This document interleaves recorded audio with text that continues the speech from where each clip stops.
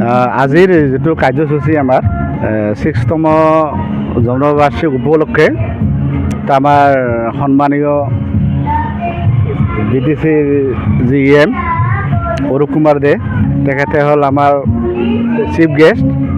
তাৰপিছত আমাৰ KACৰ guest of অনাৰ কৰ্মেশ্বৰ ৰায় ডাঙৰীয়া আৰু লগতে আৰু আমাৰ এই গোসাইগাঁৱৰ ছায়েন্স টিচাৰ শক্তি আশ্ৰম স্বামী যোগানন্দগিৰি মহাবিদ্যালয়ৰ কলেজৰ যি টিচাৰ প্ৰিন্সিপাল তেখেতেও আছে।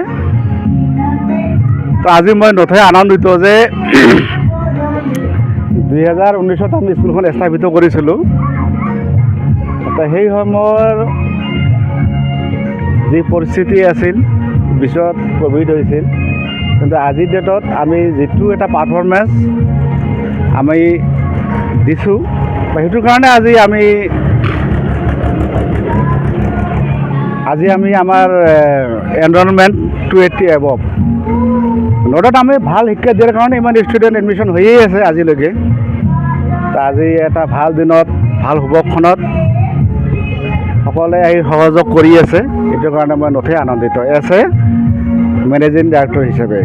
ৰাইজলৈ কিবা মেছেজ দিব নেকি আপুনি, আহ্বান জনাব? হয়, ৰাইজে আগত যেনেকৈ সঁহাৰি দি আছে আমাক, মই অকলে যিমান চিঞৰোঁ মই একো কৰিব নোৱাৰিম। ৰাইজে যদি মোক সঁহাৰি নিদিয়ে মই কি কৰিব পাৰিম?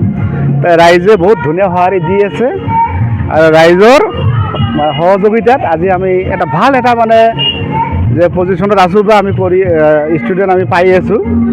আৰু ইয়াত মূলত আছে আমাৰ কোৱালিটি টিচিং আৰু আমাৰ কোৱালিটি ষ্টাফ, এইবিলাক বহুত বস্তু জড়িত আছে। এইখিনি নহ'লেতো আমি নোৱাৰিম, সেইটোৱেই আৰু।